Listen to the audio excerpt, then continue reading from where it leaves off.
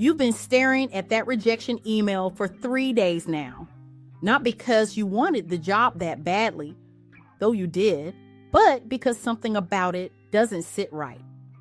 The rejection came at 2:17 a.m. on a Sunday. No human wrote that at 2 a.m. And the language. After careful review, we have decided not to move forward. Careful review. You submitted that application at 11 p.m. on a Saturday. The math doesn't work. And here's what you're really feeling, but not saying out loud. A machine decided I'm not worth talking to. Let me show you the proof. That application you filled out, it never reached a human. It was parsed by an applicant tracking system, an ATS, and then fed into a screening algorithm that most companies license from one of 3 vendors. The algorithm looked at your resume, compared it to a model built by HR in 2019, and gave you a score. If that score fell below a threshold you'll never see, the system auto-generated the rejection email and moved on. The median time from submission to rejection in automated systems is now 4 minutes. 4 minutes. That's not enough time for a human to finish reading your name. But here's the part nobody tells you. The training data for those algorithms stopped being updated in most companies around late 2019. The pandemic was not in the model. Your career gap from 2020? The algorithm was never taught that a global health crisis happened. It sees a gap and penalizes you as if you were unemployed by choice. The 6 months you spent caregiving for a parent, the algorithm was trained on pre-pandemic resumes where any gap longer than 3 months was flagged as unreliable. And here's the wait, what moment you need to sit with. The same algorithm is now penalizing you for having too many short-term roles in the gig economy. But that's because its training data came from an era when people stayed at jobs for 3 to 5 years. The economy they're measuring you against no longer exists. But the machine doesn't know that. It just keeps scoring. Take a friend of mine, for example. Her name is Danielle. She applied for a communications director role at a mid-sized nonprofit in 2024. Danielle had 15 years of experience, including a period from 2020 to 2022, where she left full-time work to handle remote schooling for her 2 kids while her husband worked 12-hour shifts at a hospital. She listed that period as career pause, family caregiving on her resume. That's what the career coaches told her to do. Be transparent. Show the gap with dignity. She was rejected within 11 minutes, but Danielle had a friend inside the company, a senior manager. The friend pulled the resume manually, walked it to HR, and said, "This person is the best candidate we've seen." Danielle got an interview. She got the job. She's been there for 2 years and has been promoted once. The algorithm was wrong, not sort of wrong, not needs more nuance, wrong. Wrong the way a calculator is wrong when you enter the wrong formula. But Danielle's story isn't the story of one person beating the system.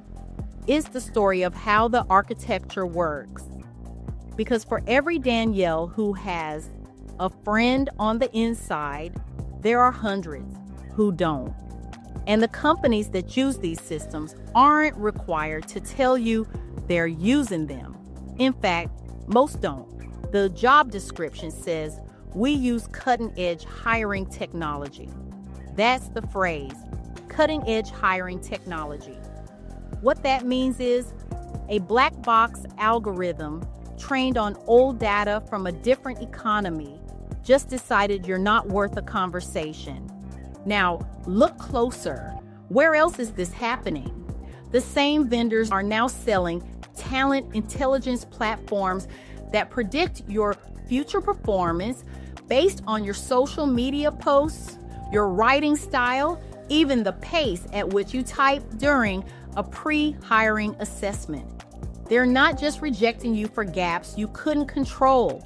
They're building profiles on you before you've even applied. One vendor's patent, publicly available if you know where to look, describes a system that analyzes your digital body language across platforms to determine your likelihood of voluntary separation within 18 months. They are predicting your future behavior based on data you never consented to give them. And here's the quieter, more personal. Wait, what? The appeals process you thought existed? It doesn't. Most automated hiring systems have no human review mechanism built in. The federal guidance from the EEOC says employers must ensure their algorithms don't discriminate. But ensure is not a mandate for transparency. You cannot request your score.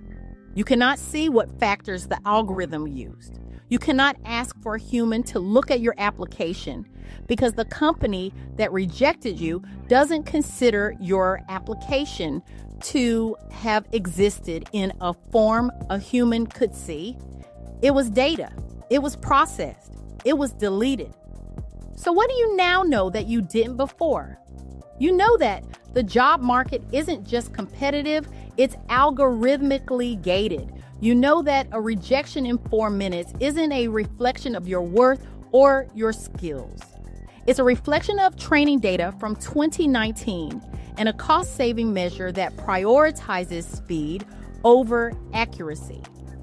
You know that the gap in your resume from 2020 isn't a flaw. It's a feature of a world the algorithm never learned about. And you now have 3 questions to ask any potential employer before you apply. First, do you use automated screening for initial resume review? Second, if I am rejected, can I request human review of my application?